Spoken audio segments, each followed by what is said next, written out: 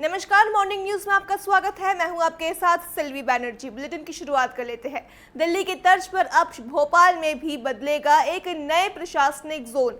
आपको बता दें, एक नई पहचान के साथ राजधानी की प्रशासनिक शक्ति को एक नया केंद्र मिलने की बात कही जा रही है। दावा है कि दिल्ली के तर्ज पर ये भोपाल का नया सेंट्रल विस्टा होगा। सतपुड़ा विंध्याचल भवन रीडेवलप होंगे। बता दें, झुग्गियां हटेंगी और इसके साथ ही ऑफिस शिफ्ट होंगे और शहर को एक नया प्रशासनिक पावर जोन बनाया जाएगा। लेकिन क्या ये विकास का नया चेहरा है या गरीबों की एक और कहानी धुंधली होने वाली है? एक नजर इस रिपोर्ट पर डालिए।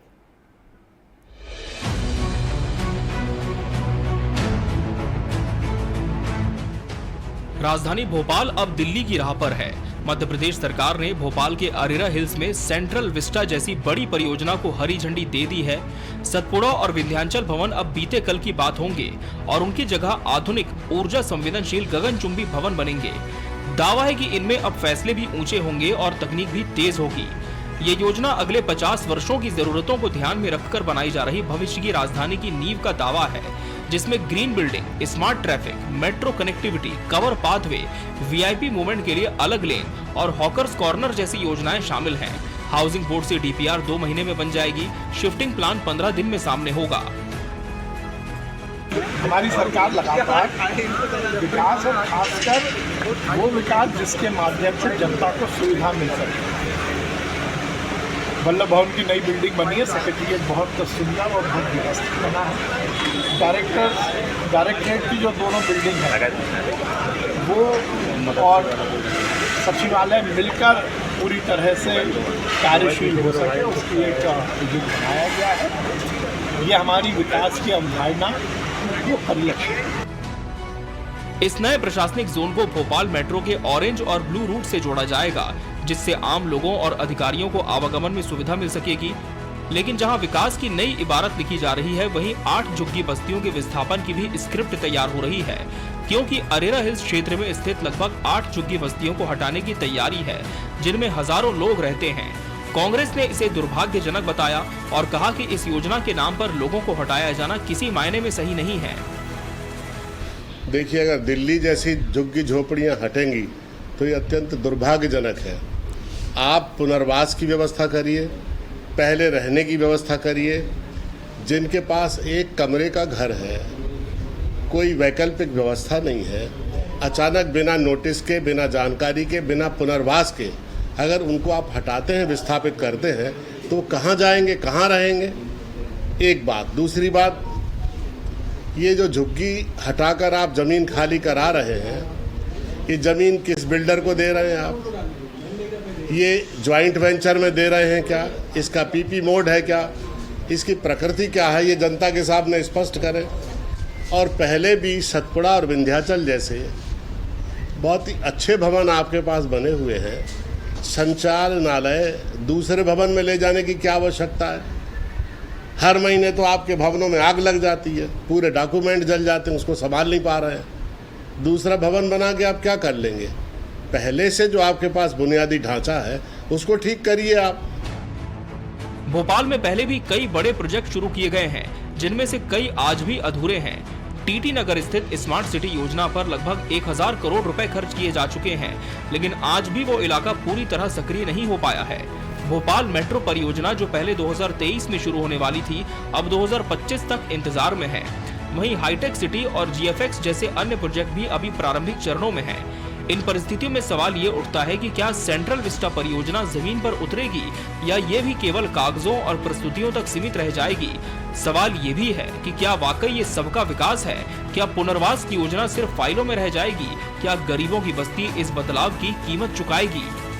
Bureau report, TV 24 news. Chhattisgarh को लेकर केंद्र सरकार की मदद अब राजनीति का बड़ा मुद्दा बन गई है। कांग्रेस जहां इन आंकड़ों को झूठा करार दे रही है, वहीं भाजपा इसे अपनी बड़ी उपलब्धि बता रही है।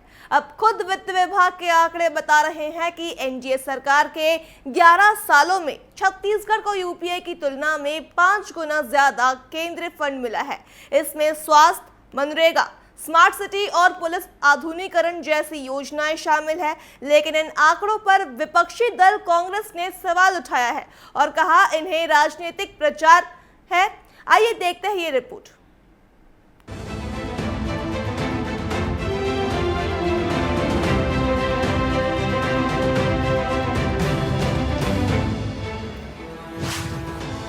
डबल इंजन का डबल फायदा,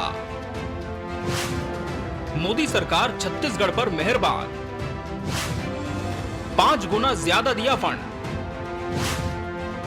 यूपीए वर्सेस एनडीए, छत्तीसगढ़ में हुई फंड की बरसात। छत्तीसगढ़ को केंद्र सरकार ने कितनी मदद दी है, इसे लेकर सियासत पिछले कई सालों से जारी है, लेकिन अब वित्त विभाग के जारी आंकड़ों से साबित हो गया है कि केंद्र की मोदी सरकार ने उसके पहले की मनमोहन सरकार की तुलना में छत्तीसगढ़ को 5 गुना अधिक फंड दिया है। केंद्रीय विभाग से मिले आंकड़ों पर नजर डालें तो यूपीए सरकार में 10 साल में 84,000 करोड़ रुपए मिले, एनडीए सरकार के 11 साल में 4.25 लाख करोड़ रुपए मिले। इसमें मनरेगा, स्वास्थ्य मिशन, स्मार्ट सिटी, पुलिस आधुनिकीकरण सहित कई चीजों में फंड में बढ़ोतरी की है। छत्तीसगढ़ को केंद्र से मिल रही मदद से विकास की रफ्तार भी बढ़ी है। अब इस मदद को लेकर भाजपा अपनी पीठ थपथपा रही है। कैबिनेट मंत्री टंकराम वर्मा इसे प्रधानमंत्री की सोच और डबल इंजन का फायदा बता रहे हैं। 11 साल के माननीय नरेंद्र मोदी जी के जो हम संकल्प से सिद्धि इस पे चल रहे हैं, अभी इस पे काम कर रहे हैं, और जो वहाँ पे जो मार्गदर्शन मिलेगा हमारे नेताओं से, उस पे भी आगे हम लोग काम करेंगे। छत्तीसगढ़ को केंद्र से कितनी मदद मिली, इन आंकड़ों पर विपक्ष ने सवाल खड़े किए हैं। आप पुराने समय की बात करिए और नए समय की बात करिए। 10 साल में बजट का जो परसेंट रहता है, परसेंट के हिसाब से देखिए ना, आप राशि के हिसाब से क्यों देखते हैं?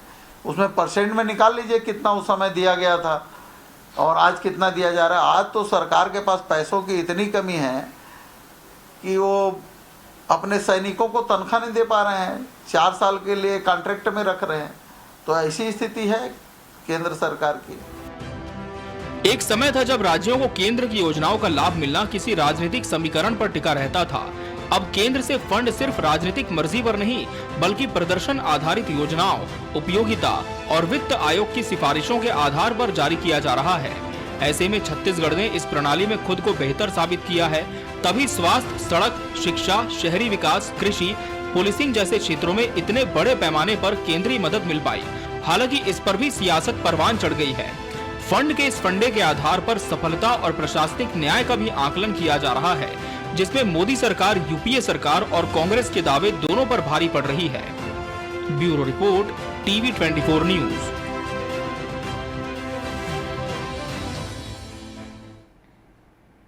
मध्य प्रदेश की सियासत में इन दिनों लिस्ट की गूंज है। कांग्रेस के नेता जीतू पटवारी की चेतावनी ने एक नया विवाद खड़ा कर दिया है और अब मंत्री विश्वास सारंग ने करारा जवाब दिया है। आरोप, चेतावनी और दादागिरी के बहस के बीच सवाल यह है कि क्या अफसरशाही अब नेताओं की जुबानी सियासत में फंसी है।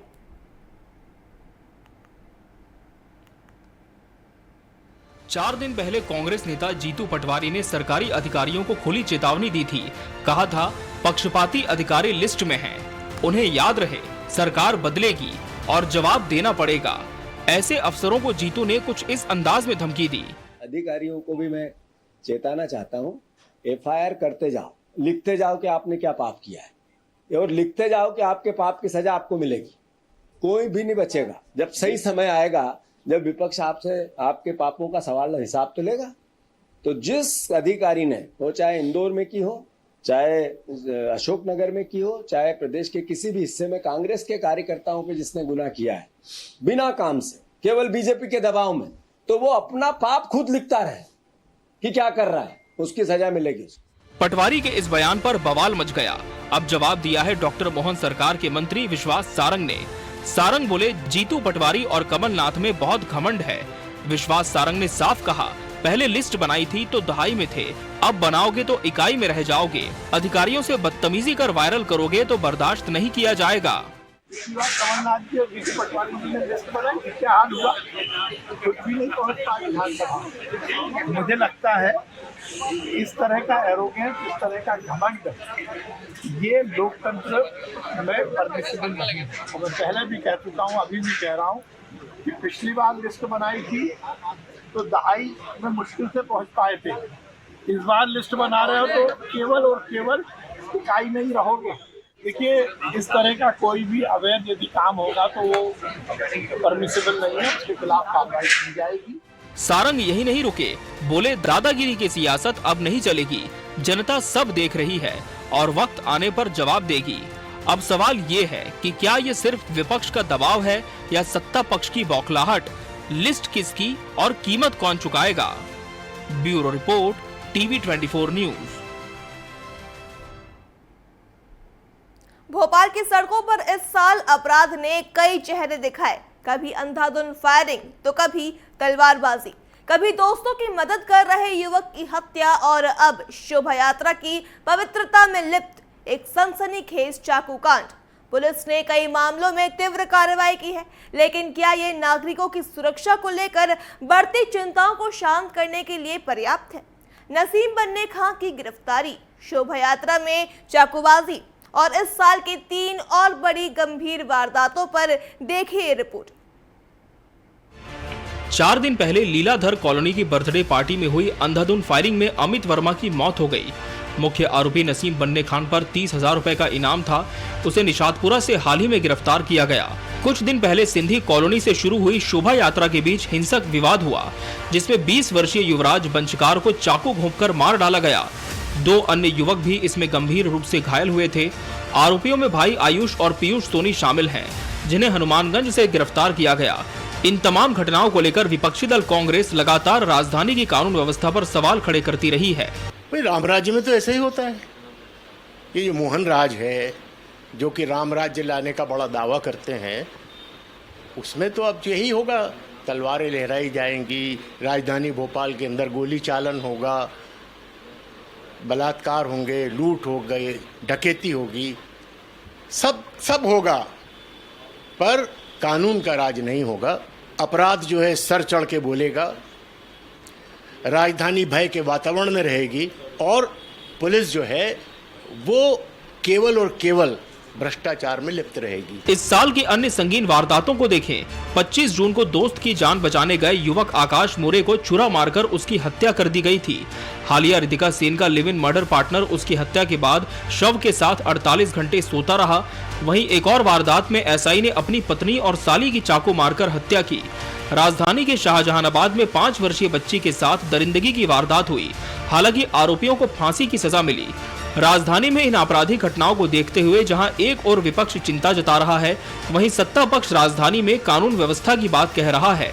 मध्य प्रदेश में भारतीय जनता पार्टी सरकार में कानून का राज है, अपराधियों पे लगातार कार्रवाई हो रही है, लेकिन कुछ उपद्रवी तत्व हैं जो समाज का माहौल बिगाड़ने के लिए या फिर राजनीतिक संरक्षण के साथ सरकार को बदनाम करने के लिए इस तरह की गतिविधियां कर रहे हैं। सरकार इस मामले में सख्त कार्रवाई कर रही है। पुलिस प्रशासन को भी निर्देश दिए गए हैं कि ऐसे आरोपियों के ऊपर सख्त कार्रवाई करके और उन्हें पूरी तरह से नेस्तनाबूद किया जाए। कांग्रेस जैसी पार्टियां अपराधियों का साथ और संरक्षण देती हैं ताकि राजनीतिक लाभ ले सके, लेकिन मध्य प्रदेश में ये सब बर्दाश्त नहीं होगा। पुलिस ने अधिकांश वारदातों पर कार्रवाई की, पर पुलिस के लिए चुनौतियां भी कम नहीं हैं। प्रत्येक केस में क्राइसिस रिस्पांस टीम सक्रिय की गई है। घटनाओं को रोकने समझने, टेक्नोलॉजी और इंटेलिजेंस पर फोकस किया जा रहा है। सभी युवा हिंसाओं में संगठित अपराध, गैंग्स और सोशल मीडिया का असर भी दिखाई देता है। भोपाल पुलिस कमिश्नर का इस पर कहना है कि इस तरह के अपराधों पर समुचित कार्रवाई की जा रही है। अपराधों की संख्या लगातार घटी है। अगर आप गंभीर अपराधों की तुलना करेंगे तो लगभग 40% के आसपास हत्याओं में कमी है और लगभग 45% के आसपास 307 जैसे घटनाओं में कमी है। एक घटना जो हुई थी जिसमें एक आरोपी ने एक व्यक्ति को गोली चला के मारी थी, जिसे पुलिस ने बड़ी गंभीरता से लिया। उसमें लगभग 5 लोगों को गिरफ्तार किया जा चुका है और मुख्य आरोपी को भी पुलिस ने गिरफ्तार कर लिया। इस साल के अपराध: सजीत वर्मा हत्या जून 2025, एक इनामी गिरफ्तार। शोभा यात्रा हत्या युवराज जून 2025, 2 आरोपी गिरफ्तार। आकाश मोरे हत्या जून 2025, 2 आरोपी गिरफ्तार। हाल ही में Ritika Sen live in murder, 1 आरोपी, जांच जारी।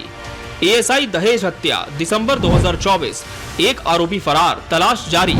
बच्ची रेप हत्या मार्च 2025, एक आरोपी को फांसी की सजा। भोपाल की हिंसा केवल एक घटना नहीं बल्कि एक पैटर्न बनता जा रहा है। पुलिस ने तीव्र कार्रवाई की है, गिरफ्तारियां हुई हैं, सजा भी दी गई है, लेकिन ये सवाल बना हुआ है कि क्या ये युवा संघर्ष है या अपराधियों की रणनीति। शोभा यात्रा हो या सड़क का जन्मदिन समारोह, हर जगह सुरक्षा की जिम्मेदारी किसकी है। टीवी 24 के लिए कैमरामैन सुशील यादव के साथ वरिष्ठ सहयोगी प्रिंस गुप्ता की रिपोर्ट। खबरों के बीच रुक कर लेते इस वक्त की बड़ी खबर का, जो भोपाल से है। राजधानी भोपाल से आपको बड़ी खबर बता रहे हैं, जहां अनूपपुर और सिंगरौली जिले के दौरे पर रहेंगे मुख्यमंत्री डॉक्टर मोहन यादव।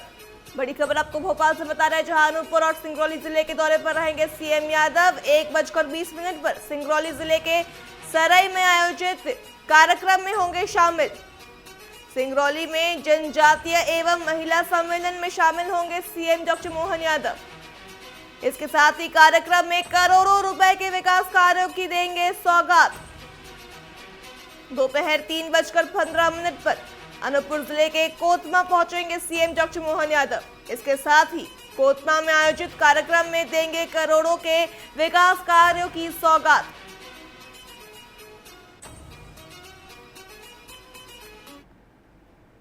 रुक करते अगली बड़ी खबर का, जो भोपाल से है। भोपाल से आपको बड़ी खबर बता रहे हैं, जहां आज छात्रों को मिलेगा बड़ा तोहफा। बड़ी खबर आपको भोपाल से बता रहे हैं, जहां छात्रों को आज बड़ा तोहफा मिलने वाला है। सीएम डॉक्टर मोहन यादव बड़ी सौगात देंगे। इसके साथ ही मेधावी छात्रों को लैपटॉप की राशि वितरित की जाएगी। लैपटॉप की राशि छात्रों के बैंक खातों में ट्रांसफर की जाएगी। खुशाबाव ठाकरे इंटरनेशनल कन्वेंशन सेंटर में कार्यक्रम में सीएम यादव शामिल होंगे, जहां सुबह 11 बजे से आयोजित कार्यक्रम होगा, जिसमें प्रतिभाशाली विद्यार्थी प्रोत्साहन योजना में राशि का वितरण किया जाएगा। 94,234 विद्यार्थियों के खातों में राशि जारी होगी।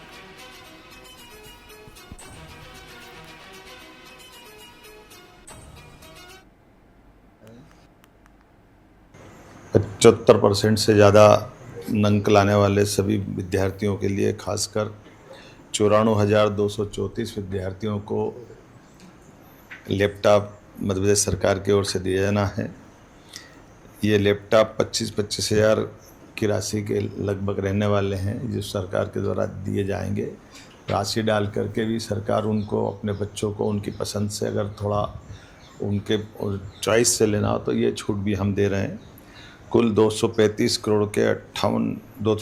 करोड़ लाख के अमाउंट हमारे इस पूरी योजना में लगने वाला है, लेकिन पैसे का सवाल नहीं।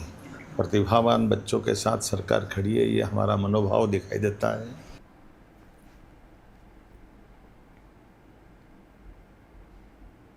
अगली बड़ी खबर राजधानी रायपुर से है। रायपुर से आपको बड़ी खबर बता रहे हैं, जहां पूर्व सीएम भूपेश बघेल आज जाएंगे दिल्ली।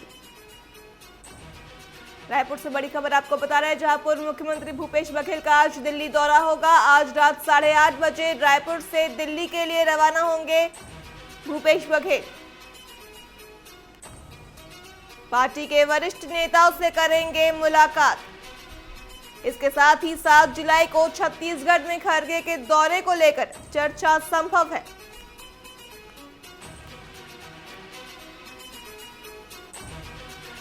रायपुर से आपको बड़ी खबर बता रहे हैं, जहां पूर्व सीएम भूपेश बघेल का आज दिल्ली दौरा होगा। रात 8:30 बजे रायपुर से दिल्ली के लिए रवाना होंगे।